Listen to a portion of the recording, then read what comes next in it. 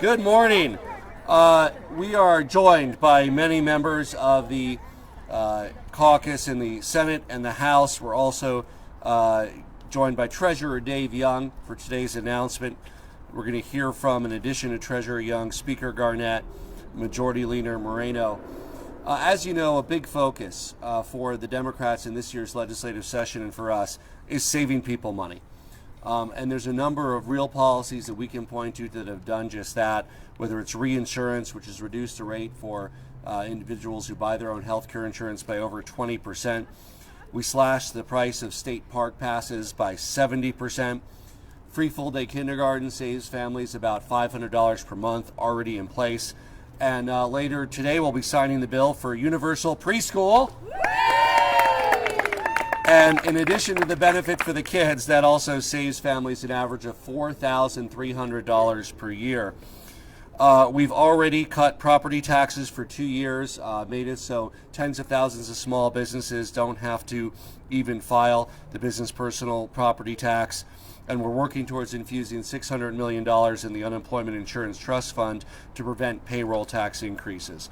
We're also providing relief on driver's license fees, reducing vehicle registration fees, and much, much, much more. I really wasn't kidding when I performed Paul Simon's hit single back in January, that we want to find 50 ways to save people money. And today, we're taking another big step to save people money. The proposal that will soon be introduced, the Colorado dividend for every hardworking Colorado taxpayer, will give refunds of $400 per person, $800 per joint filer this summer, late August, early September. That's right. This summer, every Colorado taxpayer will get $400, joint filers $800. We know that this last year has been difficult. Rising prices, gas at $4 a gallon, groceries costing more. And rather than sit on this money, we know that $400 will help people now. And this is because of our strong economy that we have these resources. We have the 5th strongest economic rebound in the country. We've recovered more than 100% of the jobs that were lost during the pandemic.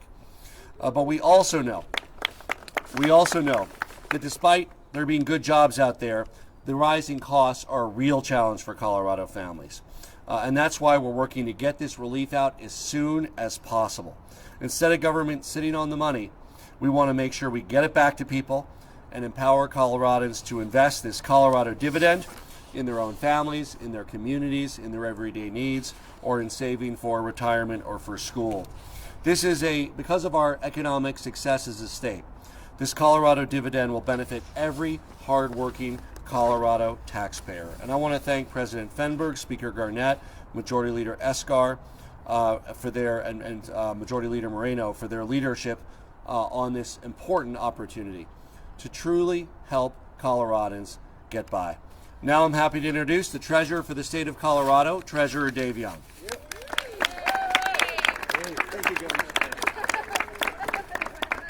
Good morning, everyone. I'm Dave Young. I'm the Colorado State Treasurer. A strong recovery in Colorado's economy means that the state will have the financial limits set by the Colorado Taxpayer Bill of Rights, and we've hit those limits, or will soon. However, I know that not everyone has been feeling this recovery. Many hardworking families are needing relief now, and so the Colorado Department of Treasury will ensure that there is sufficient cash flow to successfully issue TABOR refunds. We will do this by closely following our investment policy, which stresses safety, liquidity, and yield in that order of priority as key goals for all of the taxpayer funds entrusted to us. So it's a proud day for us. We are happy to support this effort by legislative leadership and the governor, and thank them for their work to make this happen.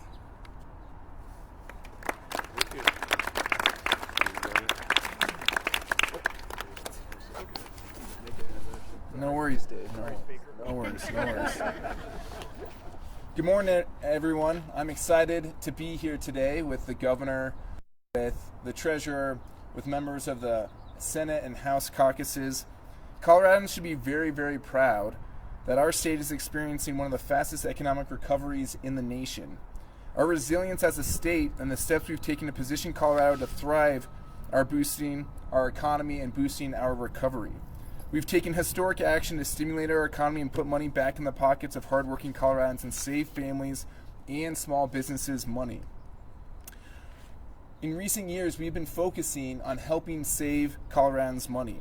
We've saved families money on health care and prescription drugs. We've boosted the incomes of working Coloradans by thousands of dollars by increasing the earned income tax credit and the child tax credit. And we've saved seniors money by making their Social Security benefits tax deductible.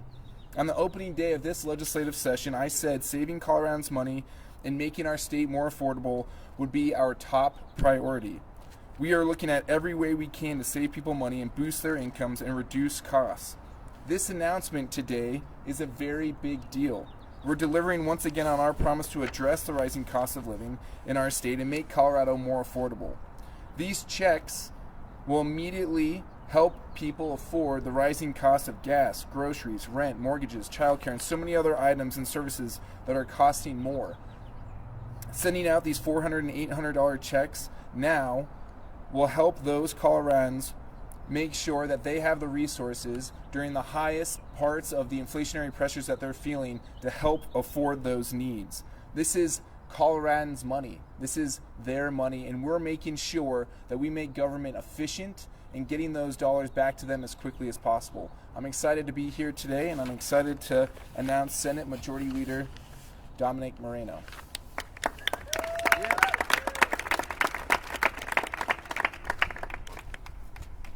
Thank you, Mr. Speaker. This morning, I'm proud to join Governor Polis and my colleagues in the House and Senate to unveil a key component of our plan to put money in the back in the pockets of Coloradans. As a recovering member of the Joint Budget Committee, I've spent much of my career in the General Assembly finding ways to stretch every dollar as far as possible in our state budget. And Coloradans have been doing the same. And so that's why today we announce our plan to help make that a bit easier, to help send money back to Coloradans, $400 for a single filer, $800 for a joint filer. That is a month's worth of groceries for the average family in Colorado. That is the kind of relief that we need to be providing to Coloradans right now in wake of rising inflation that we are seeing across the country and right here in our state. Since day one of this session, we've prioritized easing the burden on hardworking Coloradans, whether that's through lowering the cost of professional license fees to making childcare more affordable or housing more affordable. We're doing all we can to relieve the pressures and the burdens that are being experienced by the majority of Coloradans today. This is the type of tax relief, this is the type of relief in general that Coloradans expect that their state government deliver on. And so by advancing these payments, by making sure these dollars get into the pockets of people as soon as possible, we can help combat that rising inflation and help folks when they need it the most, which is absolutely right now. Back to you, Governor Polis. And really, one of the reasons this press conference is so short is it's a very simple policy. Check your mailbox in late August, early September, and if you're a Colorado resident, pay taxes, you'll get $400 back, $800 for joint filers. It's that simple. With that, we're happy to take some questions. What percentage of the overall, the $2 billion that's projected for next year, is going to be used for this? I mean, is this a one-time thing, or is this Fed refunds in past years? I'm going to Mark Ferrandino for that. Thank you, Governor. It's about $1.4 billion we're estimating. So estimates right now are about $2 to $2.2 billion in total. So it's about 60 to 70% of the refunds. Is this one time, or whatever legislation you bring one time out years? The bill is one time for this year. Mr. Ferrandino, can you stay up there? I have a question. Is this tax refunds for the 2021-22 fiscal year budget or 22-23? And these are refunds that people would expect to get in spring 2023, right? So you're essentially just advancing them ahead of time? That is correct. It's for the refunds from the 21-22 fiscal year, and would have been paid out around April of 23, but we'll paid out several significant time earlier. Questions? Yes. So you guys are advancing these refunds a year. You're getting them out before the election. Does this have to do with economic pressure that Democrats are facing in November? Obviously, Republicans are making hay about rising cost of living, inflation. Can you talk about whether this is motivated by that? Well, it has to do with the economic pressure that the people of Colorado are facing. It would make no sense, just because this year happens to be an election year, to delay these refunds close to an additional year for 9 or 10 more months when people need it now. This is the summer when we're suffering from $4 per gallon gas prices. This is the summer where the supply chain issues lead to higher grocery prices. So it's critical that we act as quickly as possible to get this out to people.